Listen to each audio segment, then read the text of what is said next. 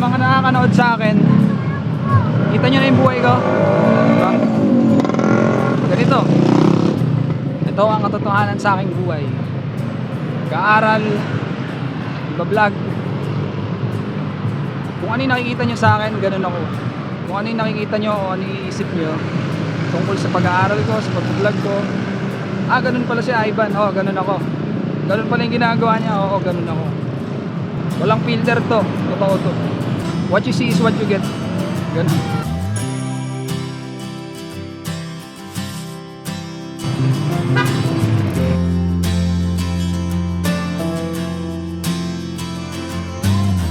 Galing ako na school. Sa akin na lang muna yung school na yun. Hindi ko muna papakita, ayoko muna ipakita. Basta galing ako na school, tapos nandito ako sa ilalim ng puno dito, malapit sa school namin. Ang makikita nyo sa vlog na to, kung paano lang ako uuwi. Uuwi ako sa amin o yung dadaanan ko pa uwi. O kaya, basta yun lang, yung travel ko pa uwi. Pero nandito ako sa palayan dito. Kasi nakapunta na ako dati dito. Dati pa nung nag-school pa ako nung high school dito. Nakapunta na ako dito noon. So nung college na bumalik ako dito. Kaya familiar sa akin 'to. Yung lugar na 'to. Itong pagbibideo ko ngayon. Ganda dito. Ganda no. Alam mo nasa probinsya ka Ayan,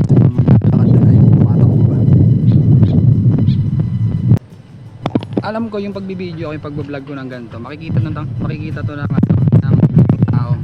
Makikita to ng ibang tao yung pagbibideo ko. Pero kaya ako siya ginagawa. Gusto ko lang siyang gawin para sa sarili ko. Kahit alam ko na pag nagbablog ako makikita to ng iba. Gusto kong para sa akin pag nagbibideo ako, pag nagbablog ako, meron akong ginagawa, yung ganun. Meron akong ginagawa na tungkol sa sarili ko, tungkol sa basta ganun, parang tungkol siya sa akin. Hindi to tungkol sa pag magsusubscribe kayo, papalo kayo, magbablog ako, tapos panonoorin nyo, magko-comment kayo, ano man. Part yun, maganda yun, di ba? Nangyayari naman talaga yun kasi nagbibideo ako, makikita talaga to, diba? Posible talagang may makaalam na nagbablog ako. Pero ang pinaka iniisip ko kung ba't ko ginagawa to, para magkwento, tapos ma-share ko sa ayun nga, maganda kasi na na-express mo yung tawag dito, basta para sa akin to, para sa ng sarili ko to, para sa improvement ko, ganun, para ma-express ko yung nararamdaman ko. Yun yung purpose nun. Dagdag na lang yun yung mga makakita, kasi yun naman talaga di mo naman maaalis yun pero hindi yun yung goal ko para sa sarili, para makapag-share ako ng mga gusto kong i-share, diba? Ito lang yung way ko, ganun. Na-explain ko na maayos yun. Pag pumunta tayo dito, kasi bahay na to ito lang yung part na to, tong part na to, ayan lang yung palayan. Pero kapag dumating ka pa dun, pumunta ka pa dun, naglakad pa tayo dyan, na to bahay, mga bahay.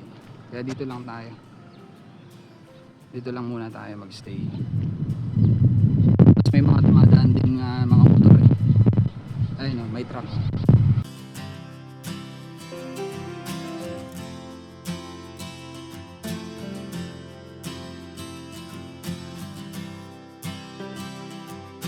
Pag nagsasalita ako, naririnig yung hangin. Gagawin ko, tignan nyo, yung medyas ko ilalagay ko sa mic para pag hinangin hindi na siya magtutunog, hindi na siya karalgal.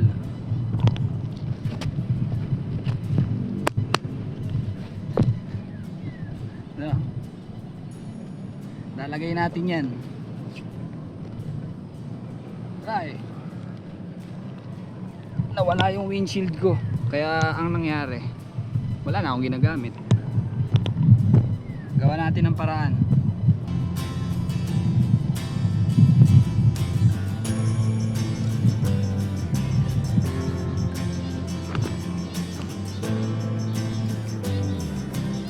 Walang problema yan. Kasi ako naman ang gagamit. Medyas ko naman yun. Hindi naman yun medyas ng iba, di ba? Pa ako naman yung nagsuot nun eh.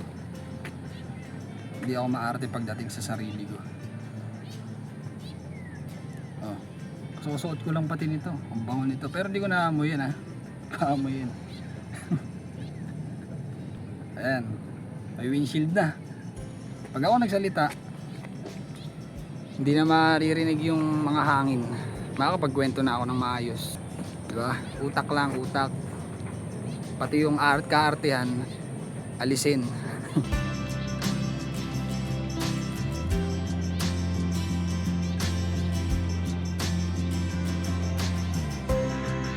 Ganda yung pagbabike. Masaya siyang gawin. Buti nga lang may bike ako may bike ako na ginagamit sa amin.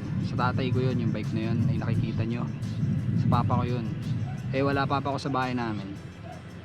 Kaya nagagamit ko yun. Pero kahit nandun, nagagamit ko pa din naman yun. Wala lang, masaya siya gawin. Pag nagbike ako, wala lang, iniikot ko yung Angono. Ang ganda ng ilaw dun. Tapos paggabi ang ganda ng kalsada. Di ba sinabi ko yun sa isang vlog, sinabi ko yun. Masarap magbike. Pag may bike kayo, gamitin nyo, huwag nyo sayangin. Alam nyo ba kung anong dulot ng bike sa atin, sa katawan ng tao tsaka sa isip? Malaking tulong yun ha. Kaya nga kahit ako mag-isa, nagbabike ako eh. Kasi nga malaki nga yung natutulong sa akin. Kaya kung may bike kayo, edi gamitin nyo. Sayang, diba? Iikot ko yun yung Angono. Tapos yung basta kung saan ko maisipang magpunta. Tapos pag tumigil ako magbike, bibili lang ako ng pwede kong bilhin. Ganun. So yun, kakainin ko. Tapos magbabike ulit ako. Pag pagod na ako, uwi na ako. Sarap magbike. Kailangan ma-experience nyo yun.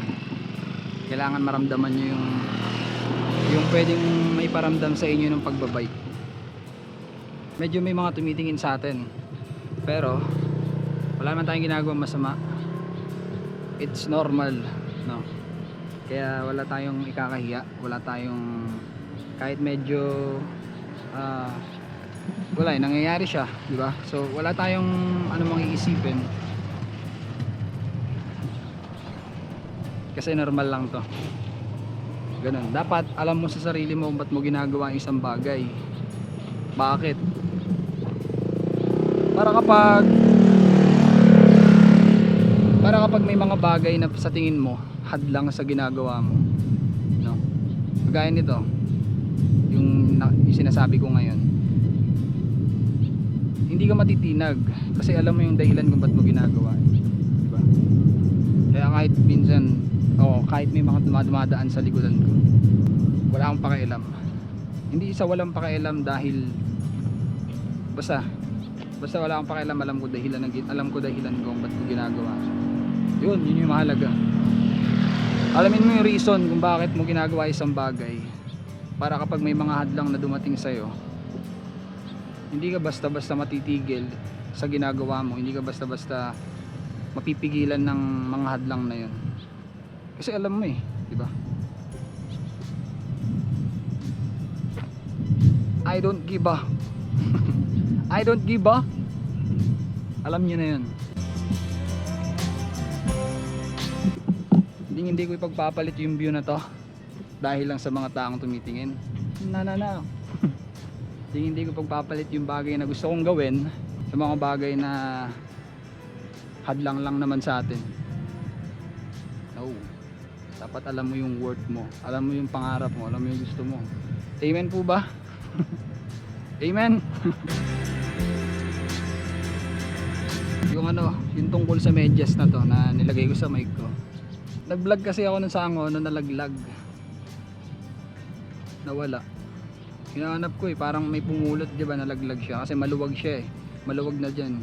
Kaya nung may binibidyoan ako, tinungo ko yung cellphone ko, nalaglag. Tapos parang may pumulot, hindi ko lang napansin. Pero naramdaman ko na parang may umano sa likuran ko. Eh dahil nagbibideo nga ako, nalaglag. Kaya ang nangyari, ayan, medyas na lang muna yung ginagamit ko. Goods pa rin, hindi na hindi na naririnig yung mga hangin, di ba? Yun yung purpose. Kaya nakakapag-vlog ako ng maayos, nakakapagsalita, tapos naririnig ng maayos yung sinasabi ko. Dahil sa medyas na pangtakip sa mic. Kahit walang windshield, may medyas ako. Ayos. Diba? Medyas. Okay na, nakapag-vlog na ako doon. Nakapag-stay, nakatambay, nakaranas ng hangin. Na-relax ako. Na-relax na ako sa lugar na yun. Okay na yun. Naramdaman ko na kung anong meron doon. Alis na tayo. Tignan naman natin ngayon ano meron dito sa labas. Bibili ang prutas. Kaso titignan natin kung merong guyabano. Mahilig ako sa guyabano eh. Bumili ako dati dito ng guyabano. Pag wala, hindi tayo makabili. Tignan natin baka meron. Ito, tindahan kasi ito ng mga buko, avocado, tsaka ito. Ayan, mga saging, basta prutas. Kaya may guyabano? Vlog. Nag-video lang ako, vlog. Bibili sana ako eh. Pero nagtitinda kayo nun? Yeah. Ano ako sa medyas ko. Okay lang to. Useful naman yung medyas eh. Ako rin naman ang gagamit ng medyas eh. Ay, ako rin yung gumagamit ng medyas ko eh. Pa ako naman yun eh, di ba? Sapatos ko, medyas ko. Walang problema dun. Hindi rin naman matagal sinuot.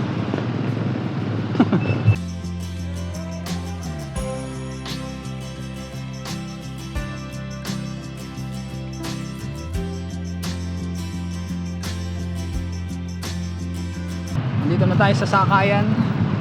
Pero hindi pa ako uwi. Ayoko pa umuwi. Yung medyas, nagigets ko yung medyas eh. Kasi medyas yan, di ba? Hindi dapat binibidyo, hindi pinapakita lalo pag suot mo. Eh akin naman yun. Walang problema dun. Kaya kahit parang hindi siya, kunyari may nanonood sa akin kumakain, hindi siya katanggap-tanggap, di ba? Biglang may lalabas na medyas. Ano yun? Okay lang, malinis naman yun.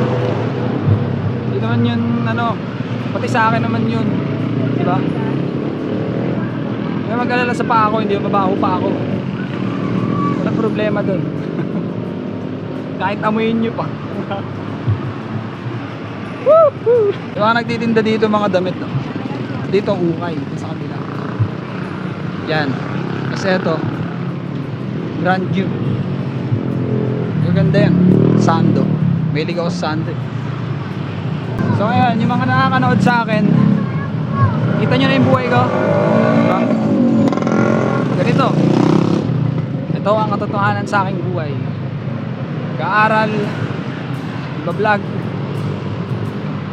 Kung ano yung nakikita nyo sa akin, ganun ako. Kung ano yung nakikita nyo o ano yung iisip nyo tungkol sa pag-aaral ko, sa pag-vlog ko, ganun pala si Ivan, ganun ako. Ganun pala yung ginagawa niya, ganun ako. Walang filter to, totoo to. Ayoko ng filter eh. Gusto ko, kung ano yung makikita nyo sa akin, yun talaga yung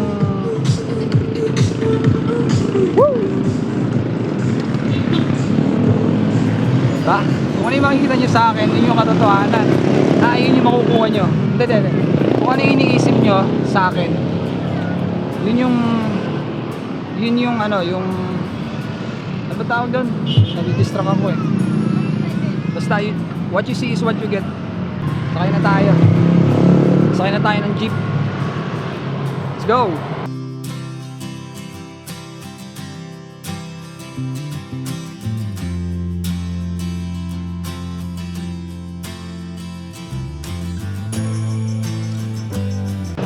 sira.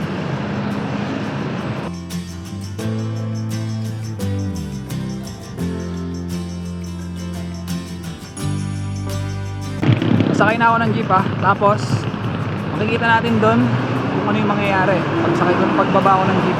Pagkatapos kong sumakay ng jeep, tignan natin kung ano mangyayari o kung ano pang may encounter ko, kung anong magaganap dito. Yun, basta sasakay na ako ngayon. Nakaantay na lang ako. Wala pa hindi, marami nang dumaan pero naghihintay pa ako ng paparahin ko. Kita-kita tayo mamaya. Tignan natin.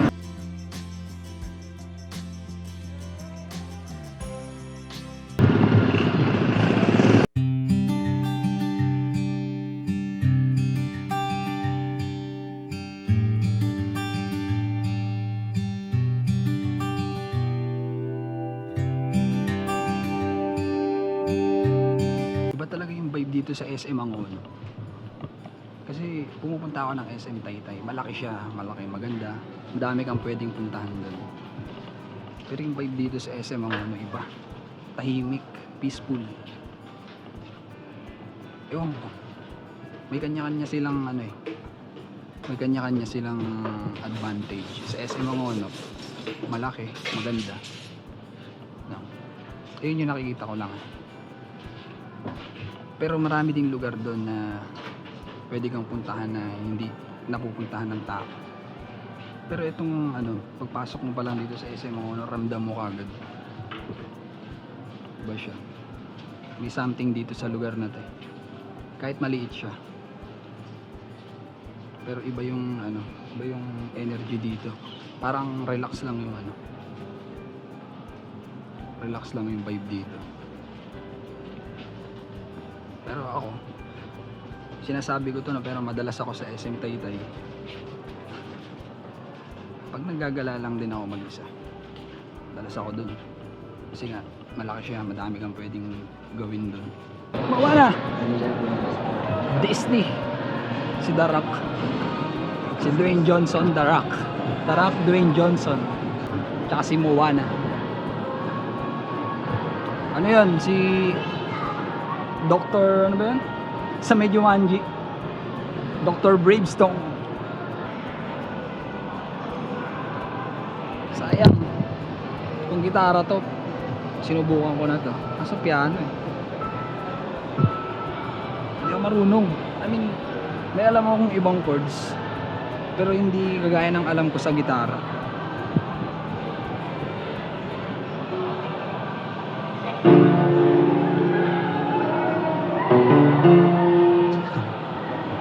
Diba? Mga basic lang yung alam ko dun Hindi yung hindi yung nalalaro ko siya ng kagaya sa gitara.